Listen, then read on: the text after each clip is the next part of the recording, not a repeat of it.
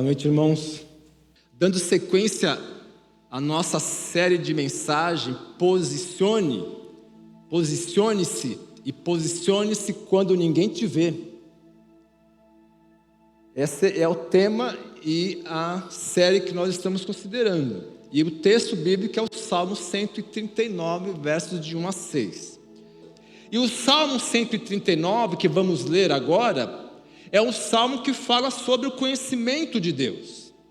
Davi, o autor desse salmo, em forma de adoração, revela muito sobre a onisciência de Deus, a onipresença de Deus e a onipotência de Deus. O escritor, e professor Wayne Grudem diz o seguinte: Deus conhece plenamente a si mesmo e todas as coisas reais e possíveis, num ato simples e eterno. E ele cita Jó 37,16, quando Jó diz que Deus é perfeito em conhecimento. E em 1 João 3,20, o apóstolo vai dizer que Deus conhece todas as coisas. E ainda citando Wayne Grudem, ele diz o seguinte: a qualidade de tudo conhecer chama-se onisciência. E como Deus conhece tudo, Ele é onisciente. Então, o Salmo 139 trata desse conhecimento de Deus, revelado de certa forma a Davi, mas não é um conhecimento que Davi tinha a respeito de estudar, de pesquisar, mas um conhecimento em forma de adoração. Então Deus conhece todas as coisas reais e as que existem e as que acontecem. E antes de ler o texto base, o autor diz lá em Hebreus 4,13 que toda a criação de Deus, toda a criação está diante de Deus. Hebreus 4,13.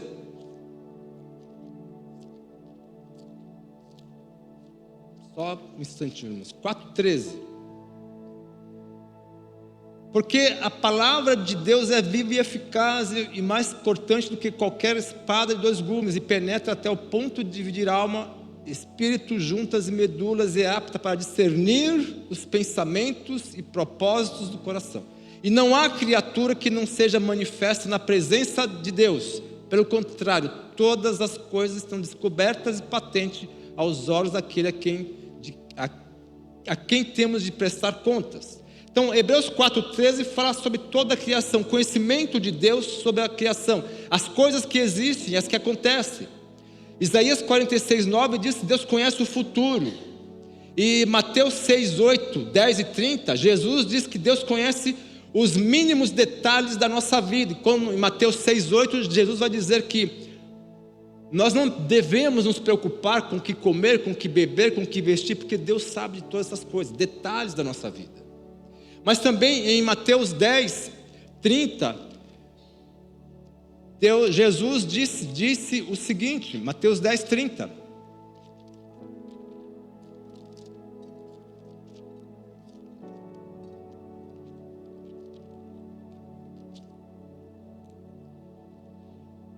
Mateus 10, 30. E quanto a vós outros, até os cabelos todos da cabeça estão contados. Jesus fala sobre comer e beber, mas Jesus fala sobre cabelos da cabeça. Isso quer dizer o seguinte: Deus conhece os mínimos detalhes da vida de cada um de nós. O grande escritor e pregador John Stott, em seu comentário sobre o Salmo 139, disse o seguinte: é certamente uma exposição sobre o Salmo 139, é certamente uma exposição sublime de consciência pessoal de um homem sobre o conhecimento e a presença universal de Deus. Assim, John Stott está falando sobre a experiência sublime de Davi, e está dizendo o seguinte: é uma exposição, o Salmo 139 é uma exposição sublime de consciência pessoal de um homem que conhece sobre o conhecimento e a presença universal de Deus. E no texto do Salmo 139, os verbos que o autor sagrado usa são verbos que determinam o conhecimento de Deus. E nós vamos nos ater nesses momentos que nos seguem sobre esses verbos que o autor sagrado expressa, falando do conhecimento de Deus. E para tanto eu convido os irmãos para ler o Salmo 139. Vamos ler, vamos nos colocar em pé, vamos ler o Salmo 139. Eu vou ler na tradução que eu tenho, porque eu não tenho nenhuma tradução, meu irmão. Não é a minha tradução, a minha é força de expressão. É a minha igreja, é força de expressão. Então, a tradução que eu estou usando é uma tradução da Bíblia Estudo de Genebra, revista e ampliada, Salmo 139. Então, se você está com o seu livro físico aí, pode abrir. Se está com o celular, pode acessar no seu celular. Isso aqui não se impressione, viu, irmãos? É que eu tinha em casa, é mais fácil de manusear. A que eu uso sempre já está rasgando. Então, eu usei uma outra Bíblia. Então, Salmo 139. Todos acharam? Vejam como diz esse salmo aqui: Senhor, tu me sondas e me conheces, sabes quando me assento e quando me levanto, de longe penetras os meus pensamentos, esquadrinhas o meu andar e o meu deitar, e conhece todos os meus caminhos. Ainda a palavra não me chegou à língua, e tu, Senhor, já a conheces toda. Tu me cercas por trás e por diante, e sobre mim pões a tua mão. Tal conhecimento é maravilhoso demais para mim, e é sobretudo sobre modo elevado, não posso atingir. Amém, irmãos?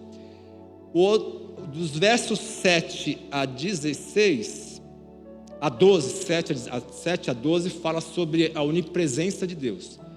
13 a 16, 13 a 18, sobre a onipotência de Deus. Vamos orar. Nós te louvamos, ó Deus, por este salmo que acabamos de ler, parte dele. Te agradecemos porque através dele nós conhecemos um pouco mais a respeito de ti, sobre os teus atributos. Te louvamos porque em Jesus Cristo, o Senhor nos salvou, nos purificou e nos trouxe para perto de ti. Te agradecemos pela oportunidade deste culto que, como igreja, oferecemos a ti e a teu Filho amado Jesus Cristo, em nome de quem nos reunimos. Te agradecemos pelo grande amor para com cada um de nós, para conosco, para os homens pecadores, entre os quais nos incluímos. Te louvamos pelo teu conhecimento a respeito de nós e pela tua bondade para conosco. Continua conosco nesses momentos e até o momento que sairmos deste recinto. É o que nós te pedimos e te agradecemos em nome de Jesus. Amém. Os irmãos podem se assentar. Esse salmo, irmãos, é um salmo muito impressionante. Davi elenca no salmo os incríveis detalhes do conhecimento que Deus tem sobre a nossa vida. Nós nos conhecemos, não tão profundamente. As pessoas com quem nós nos relacionamos nos conhecem, mas não tão profundamente. Mas Deus nos conhece, e Deus nos conhece profundamente. Deus tem o conhecimento de si mesmo. Em primeiro lugar, Deus tem o conhecimento de si mesmo. Ele sabe quem Ele é, como Ele age. Ele tem um autoconhecimento de si mesmo. Nós não temos. Nós conhecemos algo de nós. As profundezas do nosso ser, do nosso coração, do nosso íntimo, nem sempre nós as conhecemos, mas Deus conhece. E Deus conhece em detalhes. Se você for uma pessoa detalhista, e se é uma pessoa detalhista, você conhece muitos detalhes da sua vida e detalhes da vida de outras pessoas. Seu time de futebol, quem joga, quem não joga, da sua igreja, e assim por diante. Mas Davi, quando começa o texto, ele começa no verso 1, e aí eu chamo a atenção dos irmãos para os verbos. Nós poderíamos falar sobre os 3 aspectos, sobre os 3 atributos de Deus, revelados: a onisciência, a onipresença e a onipotência. Mas nós vamos nos ater somente na questão da onisciência, que é o conhecimento geral que Deus tem de nós. Então Davi no verso 1 diz assim: Senhor, tu me sondas e me conheces. Verso 1. Os dois verbos que nós encontramos no verso 1 é sondar e conhecer. E sondar e conhecer, os irmãos sabem que o verbo na língua portuguesa determina ação, agir.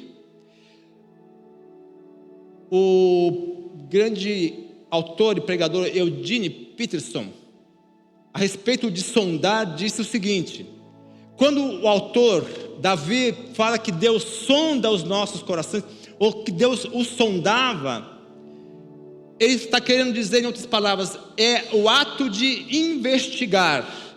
Então Deus investiga a vida do autor do Salmo, faz um apanhado geral de todos os fatos da vida. Então, para Eugene Peterson, essa questão, essa expressão, esse verbo sondar significa investigar tudo, ter noção, visão de todos os fatos, de toda a realidade inerente à pessoa do salmista. E junto com sondar, com investigar, o verbo conhecer. Então, a partir do momento que Deus investiga, Deus conhece o íntimo do coração do ser. Em outras palavras, no verso 1, o que o profeta está dizendo é que Deus tem um conhecimento total da nossa personalidade, da nossa existência. Senhor, tu me conheces, tu me sondas e me conheces.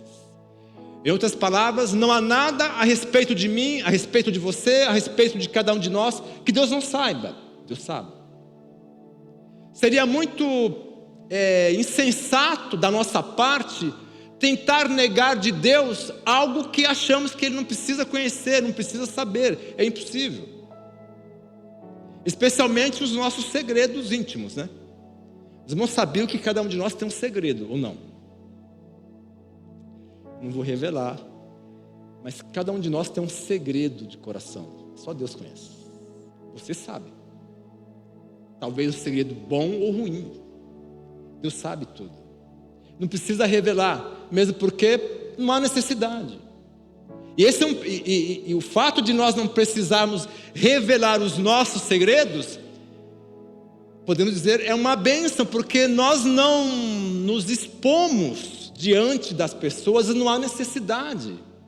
Nós temos a garantia de Deus que Ele, ao conhecer os meus segredos, os nossos segredos, nós temos a certeza que Deus nunca revelará esses segredos, porque Ele sabe que nós somos, e que muitas vezes esse segredo que nós guardamos no coração não o glorifica, mas por outro lado, pelo seu amor e pela sua compaixão, Ele não revela. Então Davi fala: Senhor, tu me sondas e me conheces. O conhecimento geral a meu respeito é um exame minucioso que Deus fez a respeito de mim. Interessante que a palavra sondar também, irmãos, traz a ideia de examinar, pesquisar, está muito ligada ao garimpo. Então, quem busca ouro e vai lá nas jazidas de ouro para poder achar o ouro, precisa investigar, pesquisar, verificar onde está o precioso metal. O sondar aqui está ligado a essa atividade de garimpo, de pesquisar, de investigar, de verificar onde está o metal precioso. Mas o verso 2, para o qual chama a atenção dos irmãos, o verso 1 é uma visão geral, no verso 2 já é mais detalhe. Davi diz que Deus tem uma visão geral a respeito dele mesmo, de Davi, mas também Deus tem o conhecimento dos detalhes da vida de Davi. E por via de consequência, detalhes sobre a minha vida, sobre a sua vida. Veja aqui no verso 2 o que ele diz: tu sabes quando me assento e quando me levanto, e de longe penetras os meus pensamentos. Então há dois verbos aqui impressionantes, dois verbos interessantes, sabes e penetras. As traduções têm alguns verbos diferentes. Na verdade, o primeiro verbo saber pode ser conhecer. E o segundo verbo, penetrar, pode ser conhecer, perceber, discernir. O que Deus sabe a respeito de mim e de você? Ele sabe o meu assentar e o meu levantar, diz Davi. Esse assentar e levantar, irmãos, é descanso num verbo e movimento no outro verbo. Então Deus conhece quando eu estou descansando, quando eu descanso e quando eu me movimento, quando eu me levanto. O que significam esses dois verbos e o que está relacionado, a que ele está relacionado? Esses dois verbos estão relacionados às nossas atividades corriqueiras da vida, às nossas ações externas, atividades físicas. Nós levantamos de manhã, nós cuidamos da nossa higiene, nós tomamos café, nós nos vestimos, trocamos de roupa, deixamos a roupa de dormir na cama e nos vestimos com uma outra roupa, a roupa de sair ou roupa de ficar em casa. São essas atividades. Mas parece muito banais, corriqueiro, mas é isso mesmo. O detalhe da sua vida é esse: nós levantamos, dormimos, caminhamos, nos exercitamos, nós comemos, preparamos o alimento, comemos, bebemos. É sobre isso que Deus sabe de você. E não só sabe, mas tem interesse. Deus quer saber o que você come. Deus sabe o que você come, mas Deus também prepara o que você come. Deus sabe que nós nos alegramos com a comida, e comer é bom, é ou não é? Nenhum de nós fica sem comer, não é verdade? Tem a gente que gosta de comer e come às vezes demais, mas o fato é que Deus procura saciar os nossos desejos nesse sentido, de satisfazer, de sustentar a nossa vida física. O nosso Deus se preocupa com a nossa dinâmica de vida física. Ele sabe que nós precisamos nos exercitar. O corpo que Deus fez e que nos deu precisa de exercício. É por essa razão que muitos de nós estamos doentes, porque nós não nos exercitamos. Precisamos nos exercitar, porque o corpo foi feito para o movimento e não para a estagnação. Então, o Senhor conhece o meu assentar e o meu levantar, a minha vida dinâmica, física, a minha vida corriqueira. E o verbo segundo, não só sabe que eu me assento e me levanto, mas também Ele conhece os meus pensamentos. Verso 2, a parte B. De longe penetras os meus pensamentos. Não sei que hora que eu vou ter que mas vamos lá. Mas eu vou me ater nesse aspecto aqui, irmãos, em que pese, se eu não puder desenvolver, mas o que importa é essa parte importante. O autor diz assim: o Senhor de longe conhece os meus pensamentos. Nós estamos considerando aqui a onisciência de Deus, o conhecimento que Deus tem a respeito de mim, a respeito de você, a respeito do salmista, do rei Davi. Mas Deus conhece Davi de longe, conhece os pensamentos, discerne os pensamentos. E aqui é um aspecto da transcendência de Deus e da imanência de Deus. E nós estamos considerando um aspecto do atributo de Deus chamado onisciência, mas também quando Davi diz que de longe conhece os meus pensamentos, pelo menos a inferência que eu faço é a seguinte: de longe do teu trono de graça, do teu trono, o Senhor conhece o que eu penso. Então, Davi está falando um pouco da transcendência de Deus. O Senhor, distante de mim, conhece o meu coração, conhece os meus pensamentos. Então, meus pensamentos, eu estou aqui neste mundo, mas tu me conheces de longe.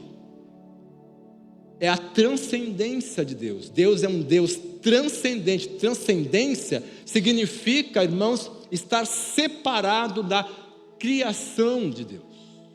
Deus é um Deus transcendente. Ele não se mistura com a natureza. Ele está separado das coisas criadas, dos seres criados, pois Ele é único. Mas também Ele está presente, e isso significa imanência. Imanência é Deus estar presente no mundo. Ele não criou o mundo e largou à toa. Não criou o mundo e deixou o mundo ao bel prazer do mundo, não. Deus criou, está separado da criação, mas a sua presença se faz sentir no mundo. Isso significa imanência. Transcendência, está bem distante no sentido de estar separado da coisa criada, mas imanente na sua presença. E o texto que segue depois fala sobre a presença de Deus, verso 7 em diante. Para onde me irei do teu espírito? Se eu for para tal lugar, se assim fizer, tu ali estarás. O autor, nos versos 7 em diante, está falando da onipresença de Deus. Deus está presente no mundo. Então, de longe tu conheces os meus pensamentos. Meus pensamentos tu conheces. E aqui, meus irmãos, pensamentos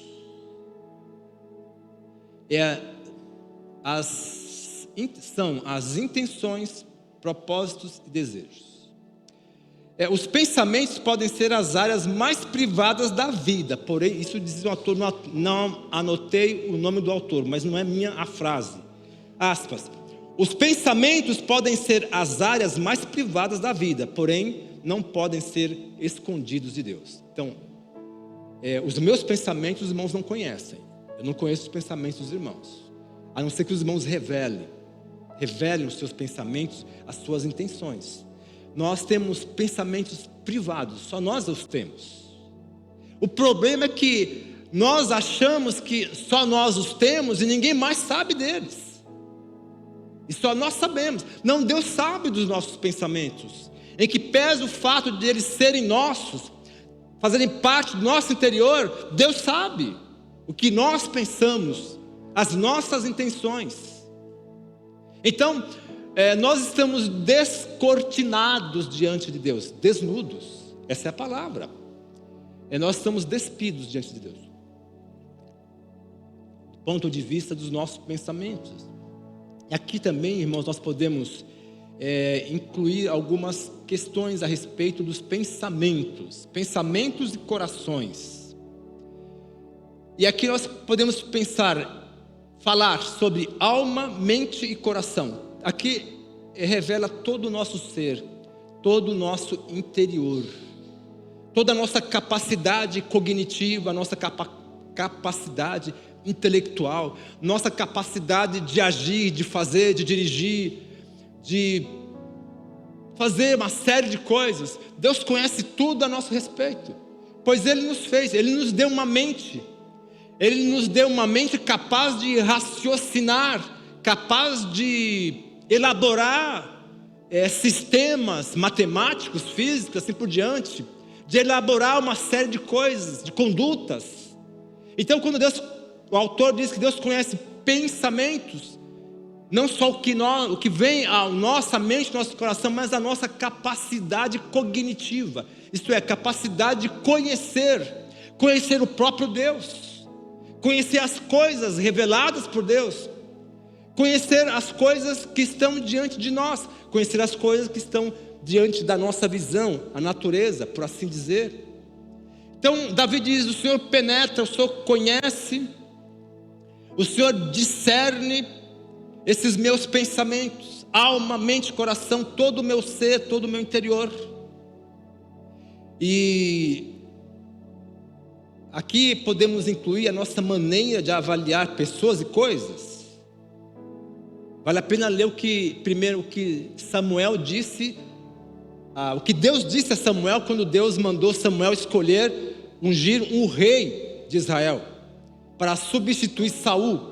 Em 1 Samuel 16, 6 e 7, diz assim um texto sagrado: sucedeu que entrando eles, viu os filhos de Jessé, Samuel viu a Eliabe e disse: certamente está perante o Senhor o seu ungido.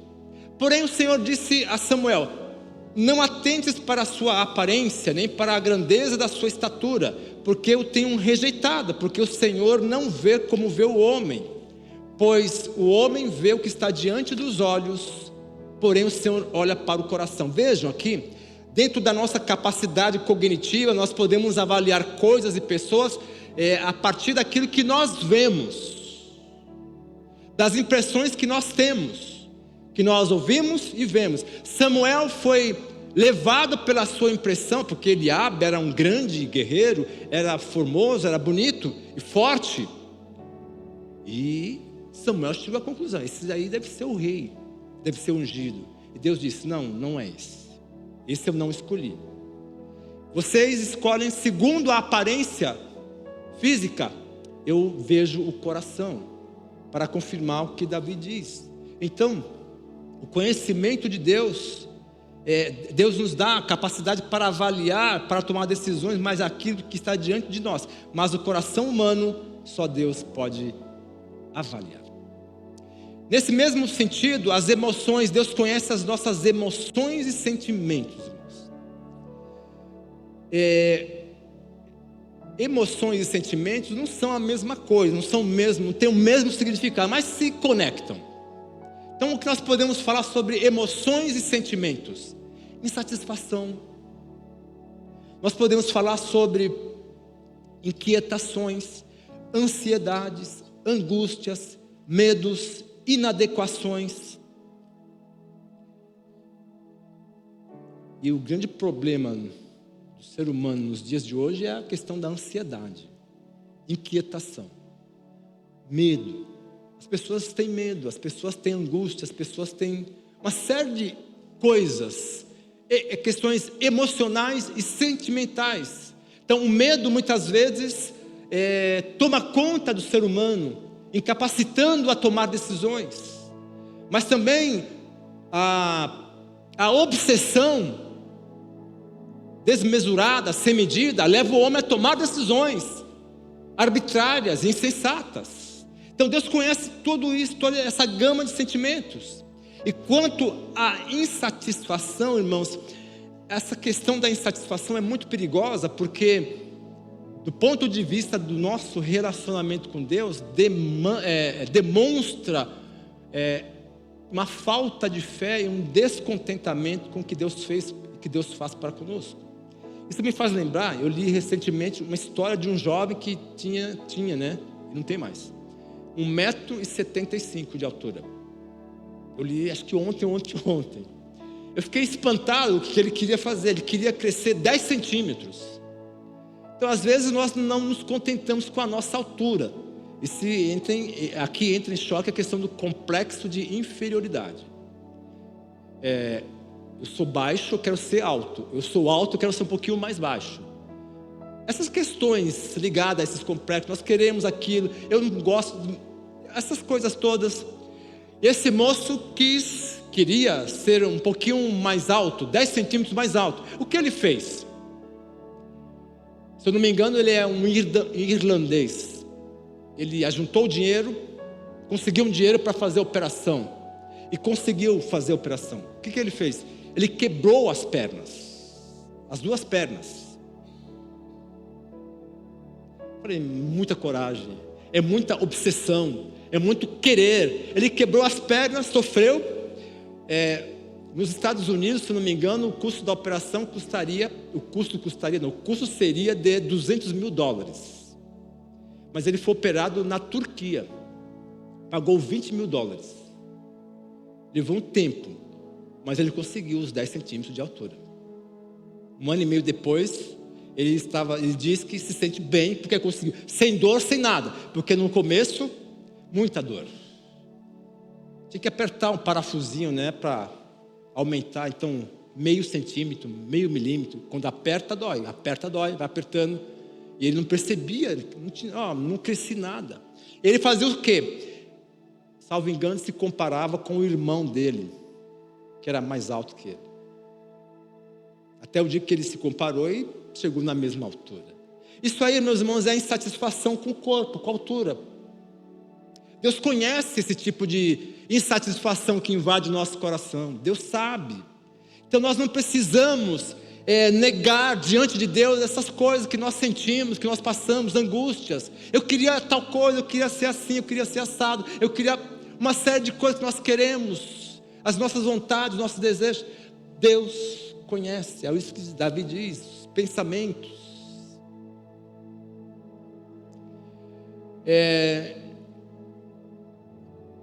Sentimentos também têm a ver com hipocrisia, engano, inveja, orgulho e presunção. Deus conhece todos esses sentimentos. A hipocrisia é um negócio sério. Tá, em Marcos 2, 6-8, Jesus disse o seguinte: uma história do aleijado que foi colocado de cima para baixo diante de Jesus. 6 homens, alguns homens, não lembro o número de homens, levaram-no até Jesus e, com a dificuldade de entrar na casa, destelharam a casa e colocaram o moço lá. Jesus proferiu algumas palavras e, diante daquelas palavras, os escribas criticaram Jesus nos seus corações. E olha o que Jesus disse: estavam ali assentados alguns dos escribas que arrazoavam em seus corações, dizendo: por que diz este assim blasfêmias? Quem pode perdoar pecados, senão só Deus? E Jesus, conhecendo logo em seu espírito que assim arrazoavam entre si, lhes disse: por que arrazoais sobre estas coisas em vossos corações? Aqui, Jesus está revelando o pensamento que aqueles homens estavam tendo a respeito de Jesus. Nos seus corações, eles disseram: esse daí não pode dizer o que eles dizem, mas eles não verbalizaram. Eles não verbalizaram diante de Jesus. Mas Jesus conhecia. E aqui nós podemos entender que Jesus, como Deus, é onisciente. Jesus conhece, como Filho de Deus eterno, o coração de cada homem e mulher. Jesus é onisciente. E aqui ele critica a hipocrisia dos seus interlocutores. Jesus revela o engano que estava no coração deles e a presunção deles. Então Deus conhece os nossos sentimentos, como hipocrisia, engano, inveja e outros dessa natureza. E ainda, Deus conhece os nossos desejos e intenções. Todas as inclinações, maquinações, enganos, más intenções. Não há como negar o que nós temos no coração, irmãos. Jeremias capítulo 17, verso 7, diz o seguinte, verso 9-10. Para revelar o engano do coração. Enganoso é o coração mais do que todas as coisas, e desesperadamente corrupto, enfermo. Quem o conhecerá? Eu, o Senhor, esquadrinho o coração, eu provo os pensamentos, e isso para dar a cada um segundo o fruto das suas ações. E em 1 Crônicas 28, 9b, Deus falando para Salomão diz: porque o Senhor esquadrinha todos os corações e penetra todos os desígnios do pensamento. No texto de Jeremias, Deus está revelando que o coração humano é corrupto, é enfermo, é mau. E Jesus vai dizer isso em Marcos também, que o que contamina um homem não é o que entra, a comida, a bebida, mas o que sai. E o que sai do coração humano é a maldade, as más intenções, as maquinações diabólicas. Em outras palavras, Jeremias está dizendo que o homem é enfermo. É uma expressão aqui usada para os que não conhecem a graça de Deus.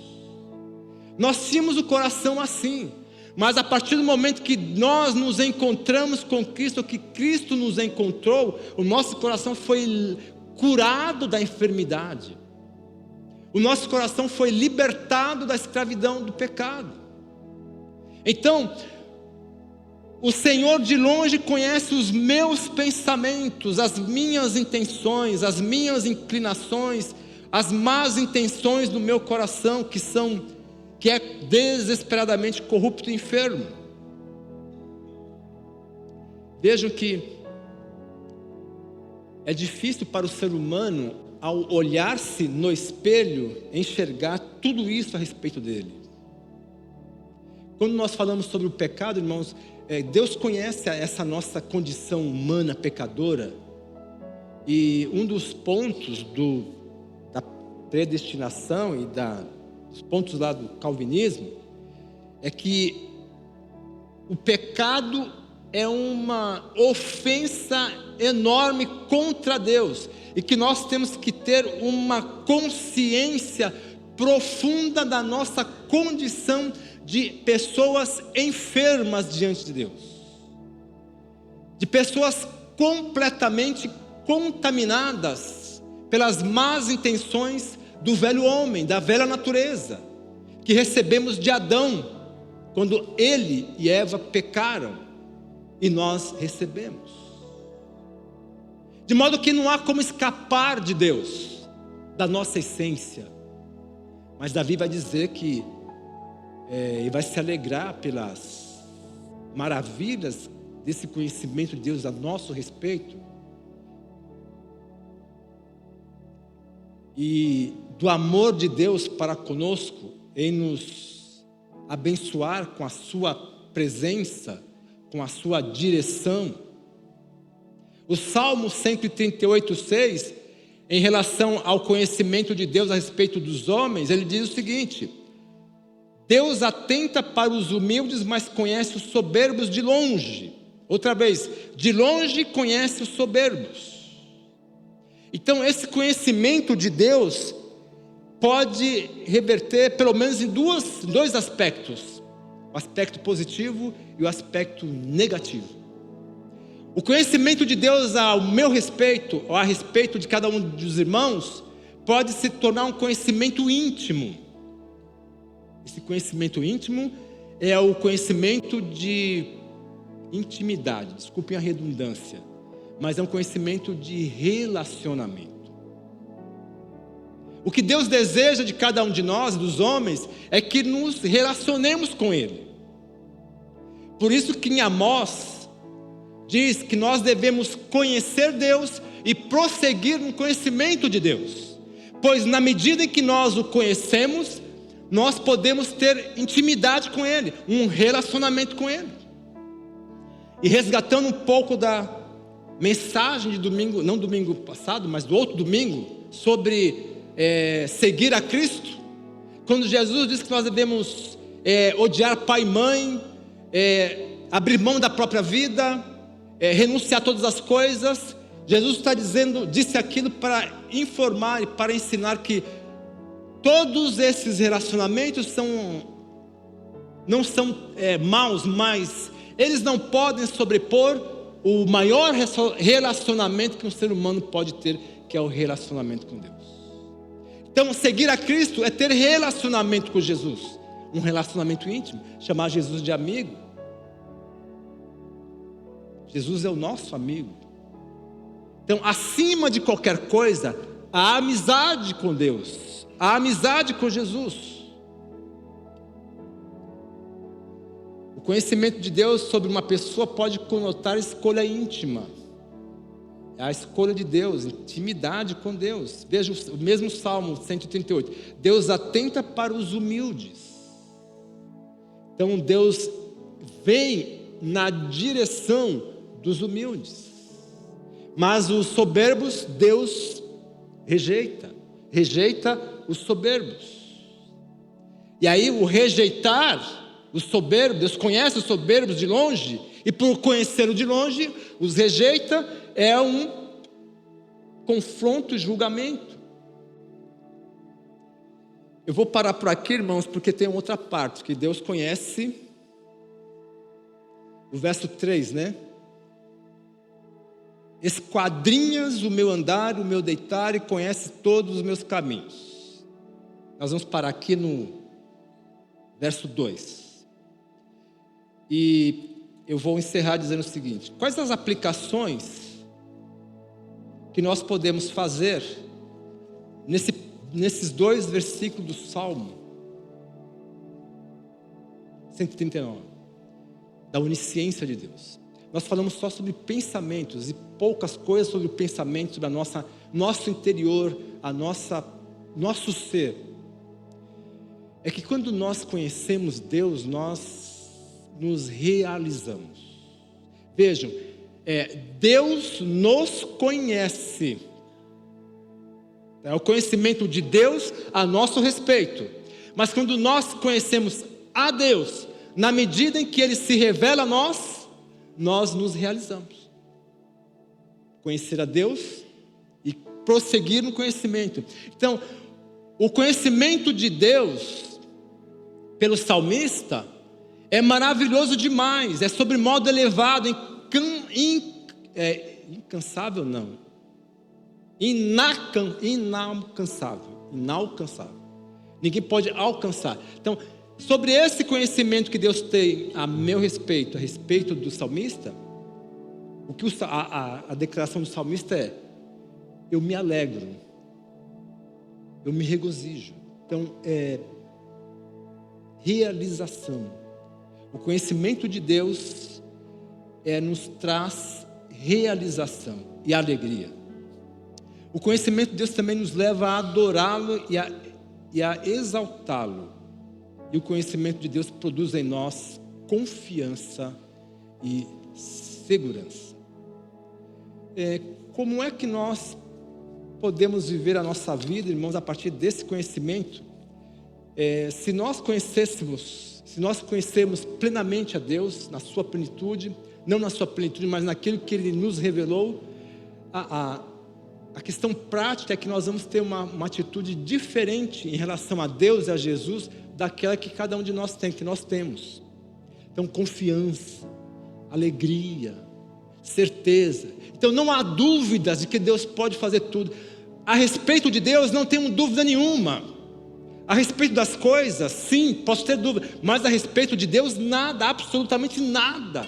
Então eu posso, diante de Deus, caminhar, fazer, eu não preciso me esconder de Deus, como diz o hino. Não precisamos esconder. Negar pensamento, sentimento, não precisamos negar. Ao preparar esse salmo, estudar esse salmo, de manhã, toda vez que eu me levanto, eu começo a pensar: a palavra não veio à minha boca ainda, e o Senhor já sabe. O Senhor conhece o meu assentar e o meu deitar. Então, na medida em que nós temos esse conhecimento e essa intimidade com Deus, a nossa confiança aumenta, a nossa segurança aumenta. Então, não é um teísmo, Deus não pode, assim, Deus pode tudo, Deus conhece tudo, nada é impossível nada é impossível dele conhecer, dele fazer, dele realizar. Que Deus nos abençoe nessa exposição, irmãos, e que nós possamos sair daqui nessa noite pensando quão grande é o nosso Deus e como Ele conhece onde nós estamos, o que nós fazemos. E que as palavras da nossa boca sejam sempre para glorificar o seu nome e louvar o nome de Jesus. Amém? Que bom que você chegou até aqui na nossa programação da Igreja Batista Betel.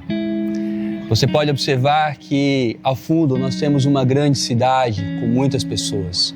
E pode ser que você esteja em um desses apartamentos, em uma dessas ruas, andando, perambulando e até mesmo sem saber que direção tomar. Nós da Igreja Batista Betel estamos aqui com uma missão: ser o farol da esperança de Jesus para a tua vida. E a sua decisão, ela é uma decisão importante para onde você deseja prosseguir a partir de agora. Não tem como participarmos de um encontro com Deus e sairmos na mesma condição que nós entramos na presença de Deus. Se você deseja mudar de vida, nós da Igreja Batista Betel estamos aqui, preparados para te ajudar.